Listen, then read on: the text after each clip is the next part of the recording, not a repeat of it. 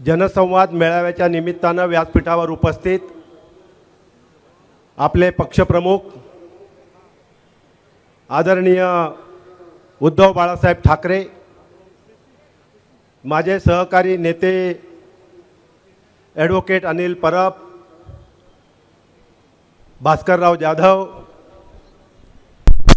व्यासपीठावर उपस्थित असलेले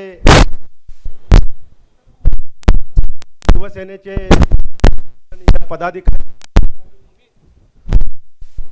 शरद पवार साहेब, राष्ट्रवादी काँग्रेसचे सर्व सन्माननीय पदाधिकारी, काँग्रेसचे सर्व सन्माननीय पदाधिकारी आणि या मेळाव्याला हजारोंच्या संख्येने उपस्थित दापोली विधानसभा मतदारसंघातील बंधू आणि भगिनींनो, साहेब, आज या मेळाव्याला रमजानचा महिना सुरू झालाय। 12 तारखेपासून रमजानचे रोजे सुरू झालेत, पण रोजे सुरू असताना सुद्धा मोठ्या संख्येने मुस्लिम बांधव या मेळाव्याला आपल्याला ऐकण्याकरता इथं उपस्थित आहेत। त्यांचा आग्रह होता की दापोलीमध्ये, गुहागरमध्ये जनसंवाद मेळावे व्हावेत।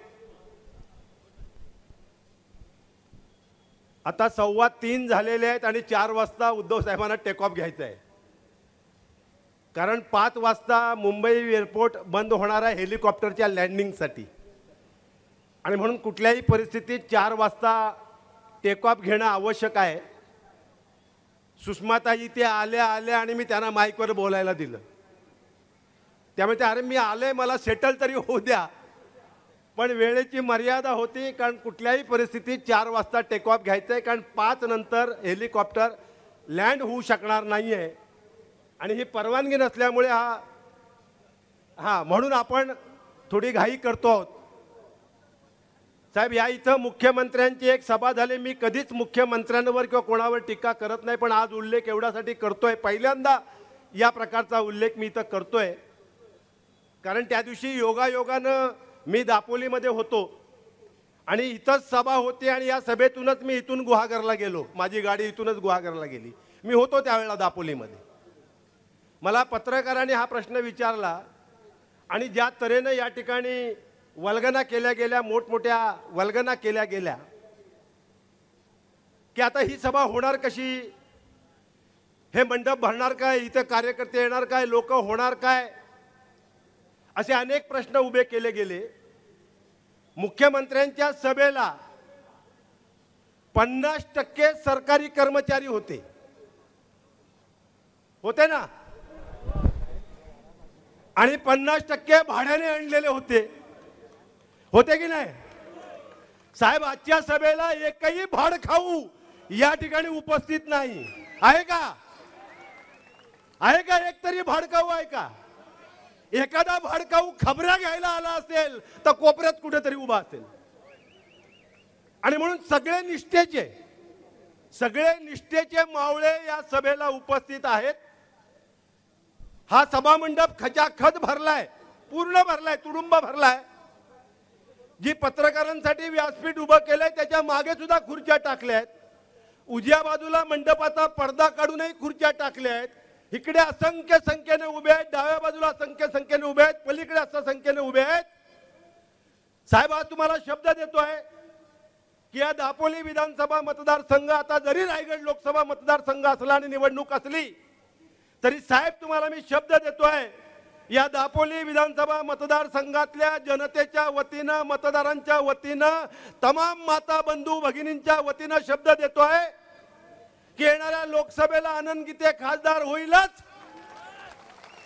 पण विधानसभेला संजय कदम हा निश्चित आमदार झाल्याशिवाय राहणार नाही। आणखीन एक घोषणा या ठिकाणी मी करणार आहे, भाषण नाही करणार आहे, कारण ही सभा होण्यापूर्वी गुहागरला मेळावा झाला, विराट मेळावा झाला, असाच विराट मेळावा झाला गुहागरमध्ये, दृष्ट लागावी अशा प्रकारचा गुहागरचा मेळावा झाला, तो करूनच उद्धव साहेब या मेळाव्याला आलेले आहेत। आज या ठिकाणी मी ते जाहीर करतोय, जरी भास्कररावांनी जाहीर केलं असलं तरी सुद्धा मागच्या लोकसभेला माझे प्रतिस्पर्धी सुनील तटकरे होते, पण माझी लढत गुहागरमध्ये तटकरेंबरोबर नव्हती. माझी लढत गुहागरमध्ये भास्करराव जाधवांच्या बरोबर होती ना. ही लढत भास्करराव जाधव विरुद्ध आनंद गीते अशी होती.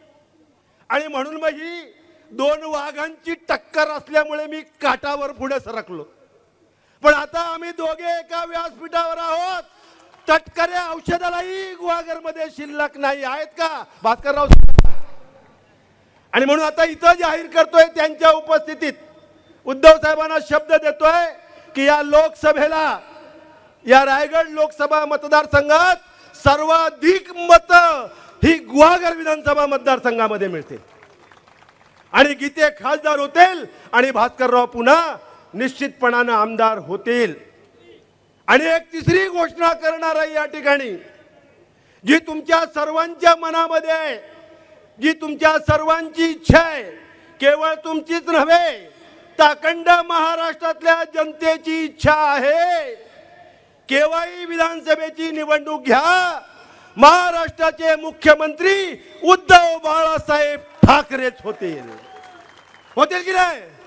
मग हात वर करून सांगा सगळ्यांनी जोरदार घोषणांच्या जोरात, जोरदार घोषणा, आवाज जोरदार.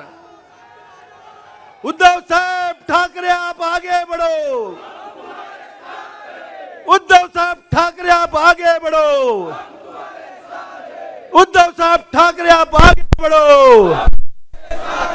जय हिंद, जय महाराष्ट्र. एबीपी माझा, उघडा डोळे बघा नीट.